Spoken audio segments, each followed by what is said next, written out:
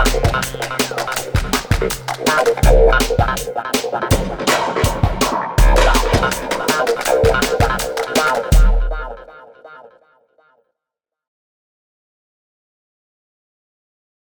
objetivo, na verdade, que a gente queria estar compartilhando com vocês é uma grande mudança de vida, uma grande decisão que pode fazer com que o rumo das suas vidas ou da nossa tivesse uma grande, fosse para um outro curso totalmente diferente.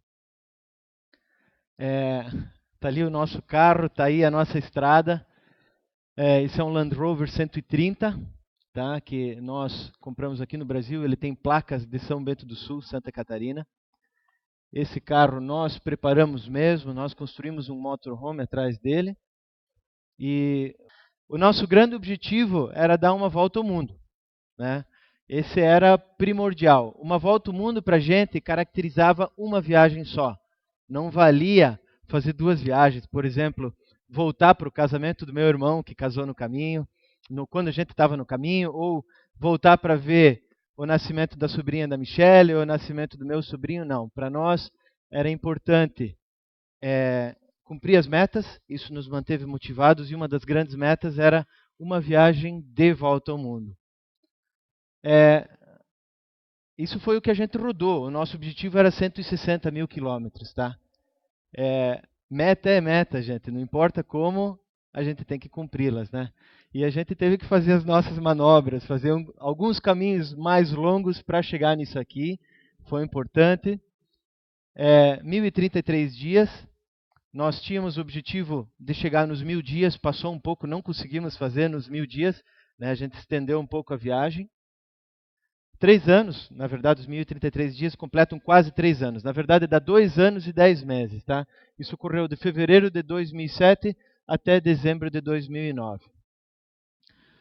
60 países, 5 continentes. Nós queríamos cruzar exatamente os 5 continentes, né? Aqui está a nossa casinha, Santa Catarina, né? São Bento do Sul.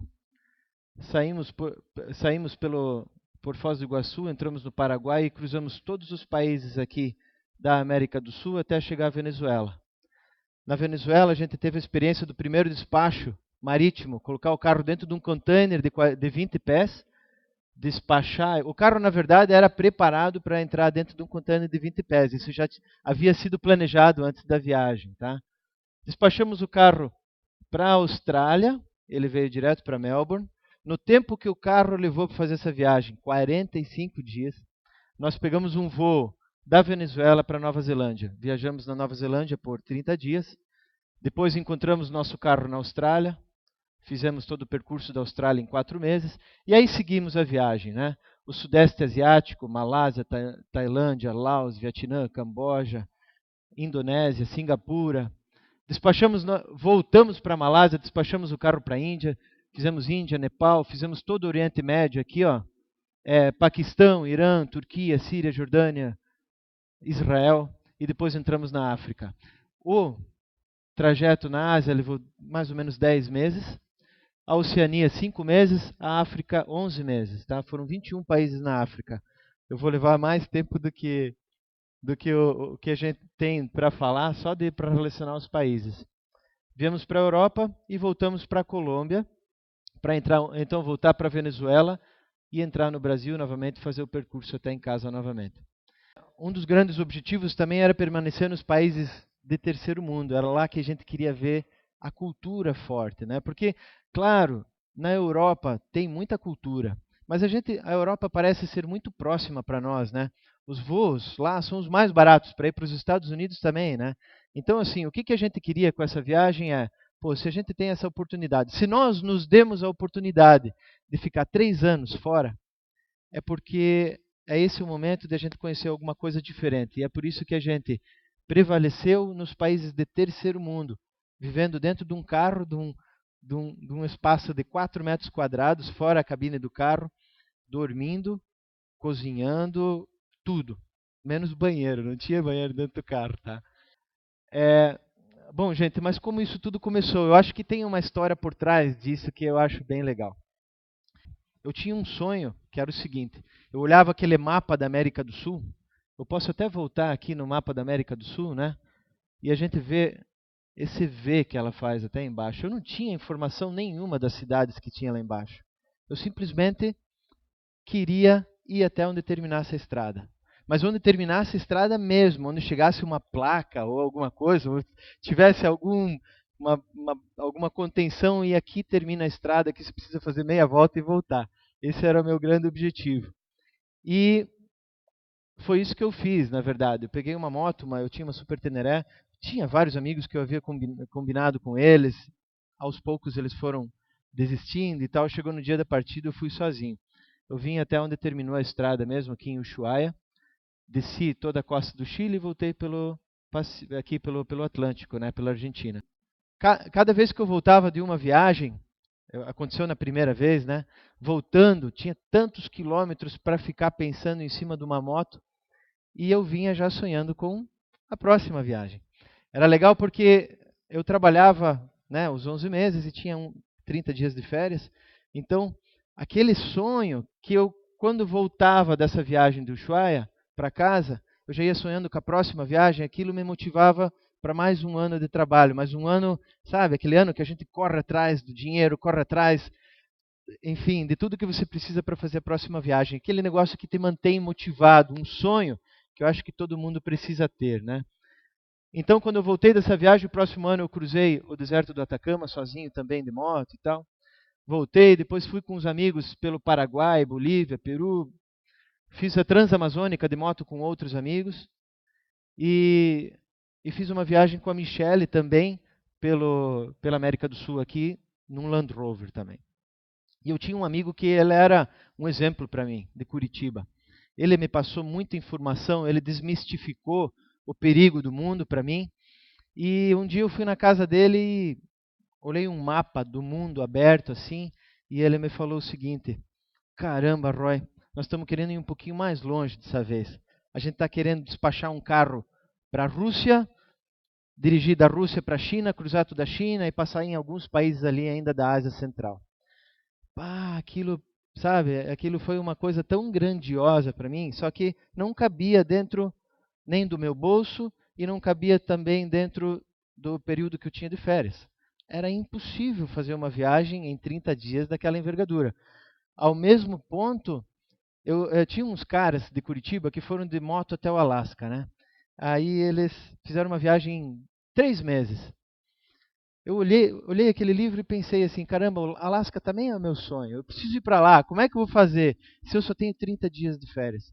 Para você ver que interessante, né? Para mim era impossível aquilo. Aquela viagem não cabia, digamos, no meu calendário e no meu bolso.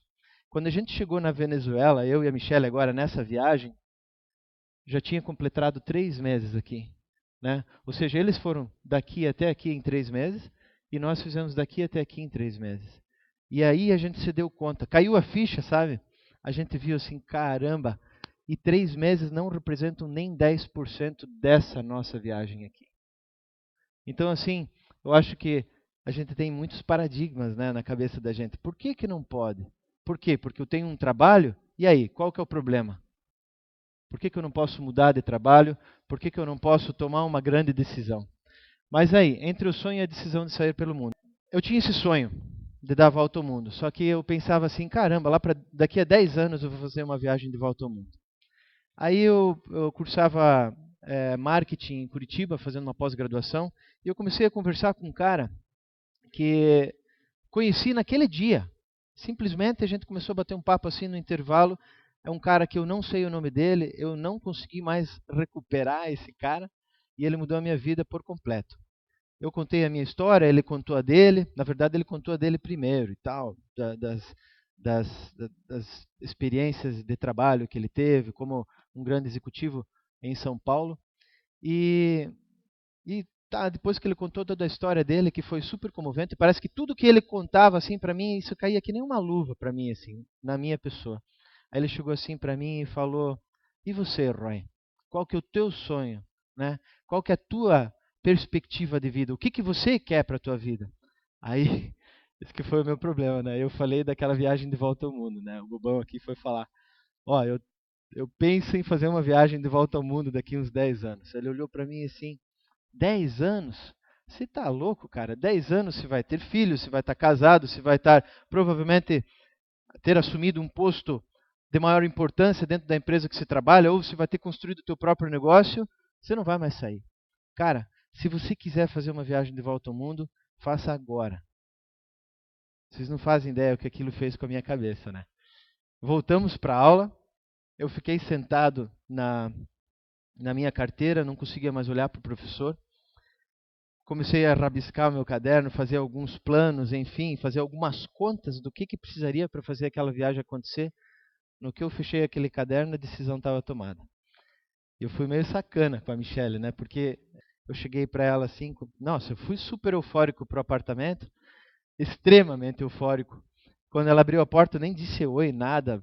Simplesmente cheguei e falei assim para Michelle, Michelle, eu fui egoísta, tá? Eu confesso, mas eu acho que pelo menos isso fez o negócio acontecer.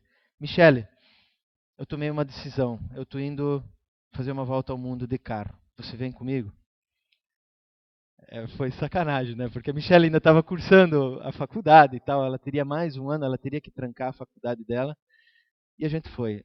Enfim, a gente decidiu que a gente iria. Levou 1 ano e meio de planejamento. E a gente encarou essa viagem de volta ao mundo de carro, que era o nosso grande objetivo. Eu gosto muito dessa frase aqui. Planejar é importante, mas não mais do que partir. A gente não estava pronto quando a gente partiu. E a gente nunca vai estar 100% pronto. Então, assim, tempo de planejamento a gente tinha na estrada. O importante é partir, cair na estrada. O resto se ajeita. A gente vai ter tempo para planejar na estrada. Com muito mais recurso e informação. Tá? A Michelle vai passar agora umas fotos da viagem para vocês terem alguma ideia do que foi.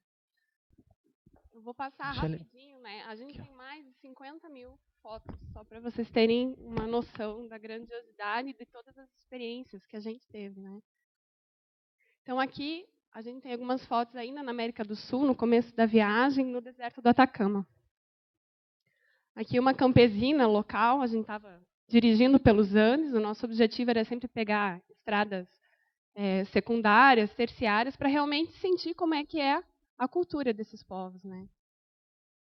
Essa aqui é na Austrália, uma praia, 8 Mile Beach. Os povos, né, as culturas que a gente convivia, porque a viagem, na verdade, não foi apenas uma viagem, era a nossa vida, né? Então nós tínhamos que, além de viajar e conhecer os lugares, desbravar, a gente tinha que comer, tinha que fazer compras, levar uma vida normal viajando. Então a gente convivia muito com esses povos, né? A Índia, eu acho que foi um dos lugares, um dos países mais marcantes na nossa viagem. Aqui é o Rio Ganges, né? É um dos rios mais sagrados para os hindus e é um lixo total, assim. A Índia, na verdade, é um país que mexe com os teus sentimentos, porque você ama e odeia no mesmo segundo. Porque é um país assim de uma beleza indescritível. Tudo é colorido, as mulheres, a cultura, é tudo tão rico, tão forte, mas ao mesmo tempo tem todo o lixo, a sujeira, é 1 bilhão de pessoas, um trânsito caótico, sem mobilidade urbana nenhuma, né? Mas é esse contraste que torna esse país tão especial. Aí no Himalaia fizemos uma caminhada, a gente tirou umas férias do nosso carro e por 15 dias a gente fez uma caminhada nas montanhas do Himalaia. A gente subiu até 5.416 metros de altitude, e aqui era uma dessas passagens. Cruzamos o Paquistão, quebramos alguns paradigmas, né, que o Roy falou que a gente tem, que quando a gente saiu de casa, na verdade, a gente nem planejava ir para o Paquistão. Para a gente, cruzar o Oriente Médio era uma região riscada do mapa. Lá a gente não vai. Nossos planos eram despachar o carro de navio da Índia direto para o Quênia. E na viagem a gente foi colhendo informações, conhecendo outras pessoas, outros viajantes, e descobrimos que não, que era possível.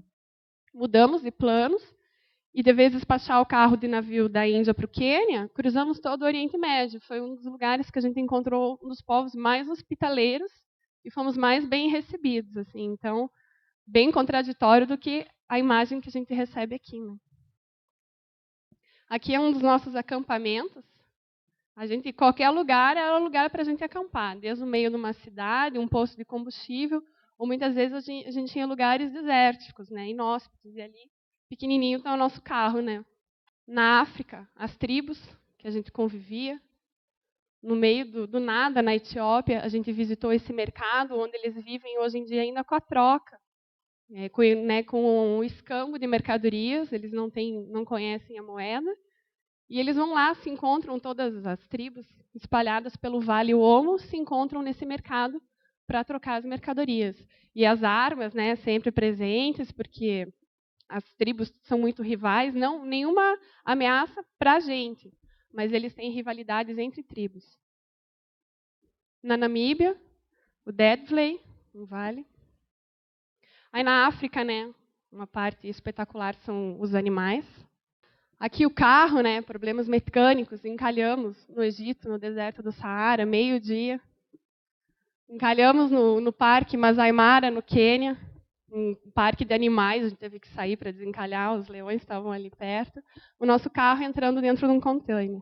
Aí aqui alguns flagrantes, né, os gorilas, o crocodilo comendo uma zebra, uma menina cruzando o rio numa vila flutuante, onde eles moram em casas flutuantes, ela estava cruzando de uma casa para outra dentro de uma bacia.